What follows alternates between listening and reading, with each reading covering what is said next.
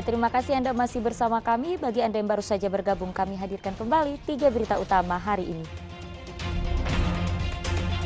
2 pengendara motor tewas seketika setelah tertabrak kereta di perlintasan tanpa palang pintu di Kabupaten Cirebon.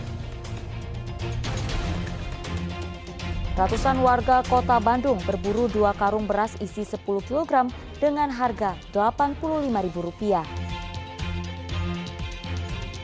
4 anggota geng motor di Kota Bogor diringkus polisi usai menggasak sebuah telepon genggam dan membacok korbannya.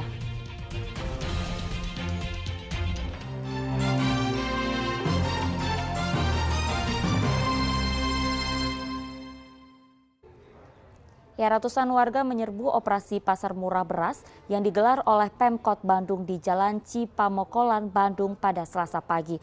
Meski harus mengantre panjang, warga bisa membeli 2 karung beras isi 10 kg dengan harga Rp85.000. Warga antre panjang pada operasi pasar murah beras yang dilakukan Pemkot Bandung dan Bulog di Jalan Cipamokolan, Kota Bandung, Selasa pagi. Ratusan warga memburu beras kualitas medium yang dijual dengan harga yang lebih terjangkau.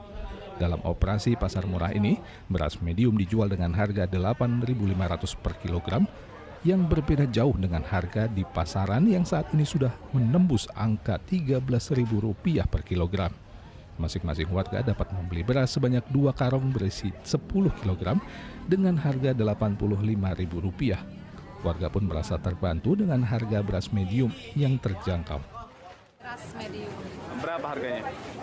Kalau dua 85.000, kalau satu 42.000. Dibandingkan di pasar gimana, Bu? Lebih murah di sini. Perbandingannya gimana? Lebih bagus ini, lebih murah. Itu awalnya berapa, Bu? Awalnya ada yang 11, 12. Oh, jadi ada kenaikan di pasar ya? Kenaikannya lebih tinggi, sekarang jadi 13 sama 14. Nah, Bagus untuk membantu rakyat yang biasa. berapa banyak? 2 karung. 2 karung. Bu, emang saat ini harga beras di pasaran seperti apa, Bu? Mahal. Mahal. Iya. Berapa sekarang? Kilonya 13.500 sekilonya. Awalnya berapa yang Ibu beli dulu? 11. 11. Jadi berapa sekarang? Jadi 13.000. 13. Nah, Bu, Alhamdulillah sih ya, membantu, sangat membantu. Operasi pasar murah beras dilakukan untuk menekan inflasi dan membantu warga agar dapat membeli beras medium dengan harga yang lebih terjangkau.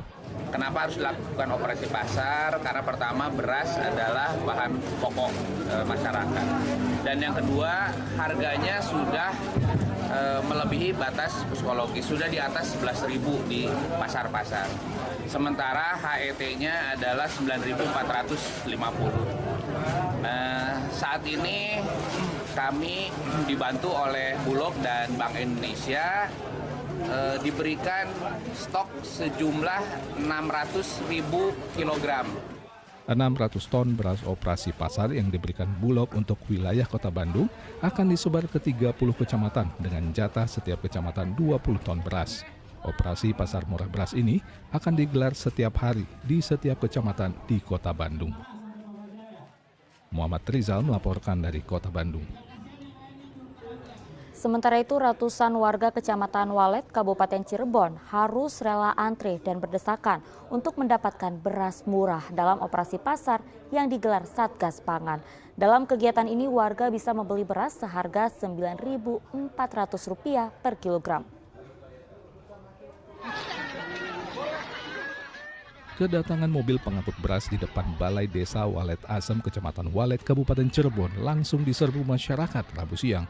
Warga yang sudah menunggu sejak pagi hari antri hingga mengular panjang.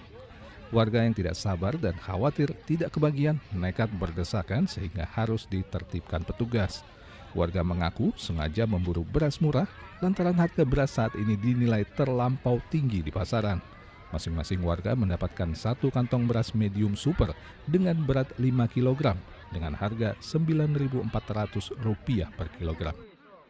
Sejak kapan ini, Bu? Dari pagi. Dari pagi sampai sekarang belum dapat. Iya, belum. Tadi sempat berdesakan, Bu. Iya. Untuk harganya sendiri berapa sih, Bu? Harganya 9.450. Kalau di warung itu berapa? 13.000. Pemerintah daerah bersama Satgas Pangan Polresta Cirebon menyediakan 10 ton beras murah. Satgas Pangan menjual beras lebih murah untuk menekan harga beras di pasaran. Bagaimana kemudian kita menstabilkan harga, salah satu kegiatannya hari ini adalah dengan kegiatan operasi pasar. Kegiatan ini dipilih dalam rangka menstabilkan, dan hari ini kita di Kecamatan Walet, Asem, ya, dan kemudian ada 10 ton yang kemudian didistribusikan. Memang di sini harga beras agak cukup tinggi. Dalam sekejap 10 ton beras yang disediakan pun ludes dibeli warga.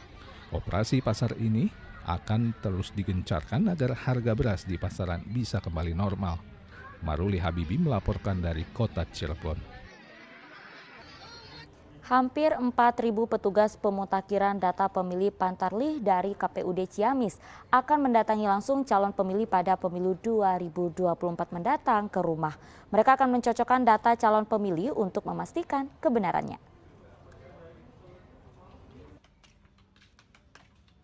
3.939 petugas Pantarlih dari KPUD Ciamis ini telah mulai mendatangi satu persatu rumah warga di Kabupaten Ciamis untuk memutakhirkan data calon pemilih pada pemilu 2024 mendatang.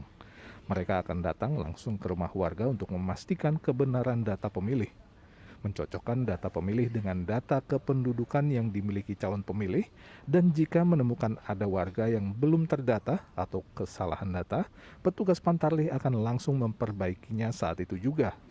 Petugas juga langsung memasang stiker di bagian depan rumah warga agar tidak terjadi rumah didatangi 2 kali oleh petugas Pantarlih.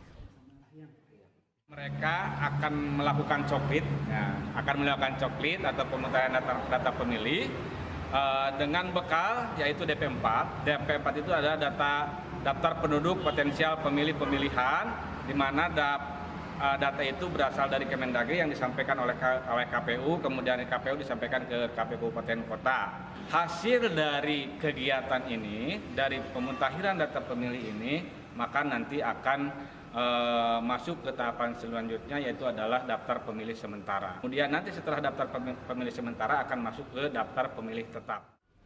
Warga yang telah didatangi oleh petugas Pantarlih menyambut pemutakhiran data yang dilakukan KPU Kabupaten Ciamis, sebab akurasi data berkaitan dengan hak mereka sebagai warga negara untuk bisa memilih di pemilu 2024 mendatang.